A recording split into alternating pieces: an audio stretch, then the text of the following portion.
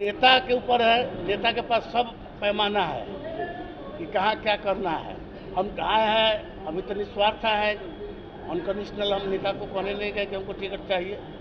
अगर हमारे माननीय मुख्यमंत्री नीतीश जी को, सॉरी या लालू जी को या तेजस्वी जी को लगेगा, क्योंकि वैशाली का एक समीकरण ही ऐसा है, वहाँ न 14 में हर हर मोदी न घर घर मोदी का नारा था। वहाँ जो 2014 में जो चुनाव हुआ तो रामा सिंह को 3000 वोट आया, रघुवंश साहू को 2,06,000 वोट, 2,06,000 वोट आया, उनको 3 लाख वोट आया, हमको 1,44,000 वोट आया। ये दोनों को जोड़ने पर 3,49,000 हो जा रहा है। तो वहाँ एनडीए का कुछ नहीं चलता अगर सहनी यादव मुसलमान, और वहाँ का समीकरण वैशाली का अगर होता है, माननीय नेता जैसा समझेंगे देंगे तो लड़ेंगे। और मुझे उम्मीद है कि जो समीकरण हमारे राष्ट्रीय प्रधान महासचिव जी हैं, श्याम रजक भाई हम लोग के आंदोलन के साथी रहे हैं, विजय कृष्ण जी भी रहे हैं, ये लोग बता देंगे। ऐसे भी लालू जी से हमारा समझ रहा है कि जहाँ तक कोशिश करेंगे और उनका नजरे इनायत हो इन शब्दों के साथ। चलिए, इन्होंने कहा कि आदमी कभी कभी ठगा जाता है, ठगा के चले गए उधर, इनको कैंडिडेट बनाया महज।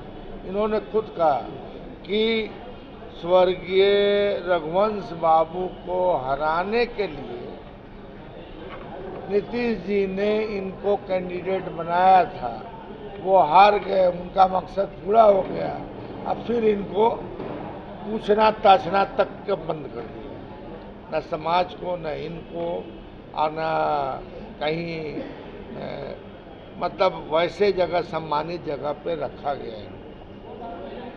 ये आए हैं, ये हमारे पुराने साथी हैं, इनको इनकी निष्ठा और पुरानी आस्था को देखते हुए पार्टी इनको सम्मान जो रहता है हम लोगों के साथ वो रहेगा, और हम लोग कंधे से कंधे मिलाकर काम करेंगे। चलिए सर, एक सवाल ये है, क्या है सर आप बताएंगे। नहीं, चूंकि आप पूछ रहे हैं, अरे उन्होंने अपना घोषणा किया, हम अपनी घोषणा करेंगे तब आप एनालिसिस कीजिएगा कि क्या समीकरण बैठेगा।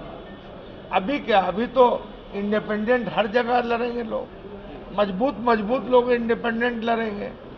तो अभी से हम अपना सारा ध्यान उस पर कंसंट्रेट कर दें तो हमारा असल गोल पिछड़ जाएगा।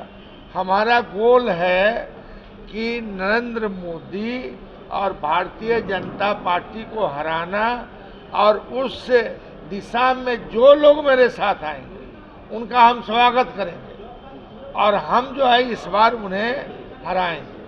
और अभी अब चूंकि आपने बात छेड़ दी, आप दीजिए नहीं दीजिएगा, ये जो अपना मुल्क है इसकी साझी संस्कृति, साझी विरासत है, और यही वजह है कि इस देश की आज़ादी में हिंदू, मुसलमान, सिख, ईसाई सब लोगों ने भूमिका निभाई थी, और हजारों की तादाद में मुसलमानों ने शहादतें दी हैं, एक से बढ़कर एक अगुआ रहे हैं। मगर अब जो हमारा संविधान है इसका 4 स्तंभ है।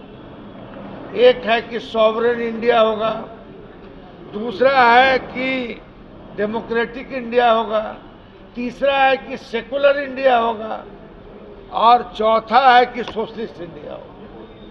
तो आप बताइए, जब हम कसम खाते हैं संविधान की तो हम किसी संप्रदाय के खिलाफ मतलब राजनीति करके, अपनी भाषा में बोल करके अब चिढ़ाने का काम कर रहे हैं।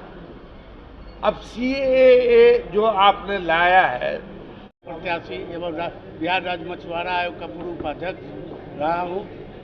जदयू में हम 10 से रहे 2010, लेकिन उस उपेक्षा रहा। 14 में हमको टिकट दिया गया वैशाली लोकसभा से, जबकि वहाँ कोई गठबंधन जदयू का नहीं था।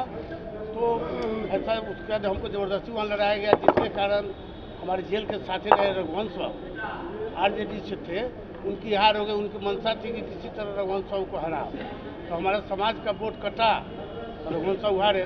उसके बाद हमको दूध के मक्खी की तरह निकाल के पार्टी में फेंक दिया गया।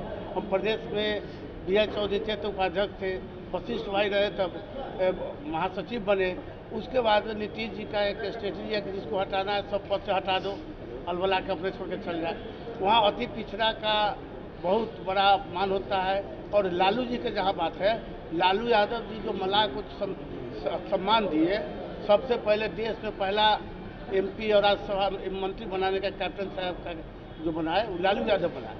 लालू जी ने महेंद्र बाबू को MLC बनाया, राज्यसभा बनाया, विद्यासागर शाह जी को मंत्री बनाए, राज्यसभा भेजे, रामाशय सहनी जी को मंत्री बनाए, रामचंद्र निषाद को मंत्री बनाया, बैजनाथ सहनी को, रामकरण बाबू जो कर्पूरी जी के समय थे उस समय नहीं बन सके थे, लेकिन लालू जी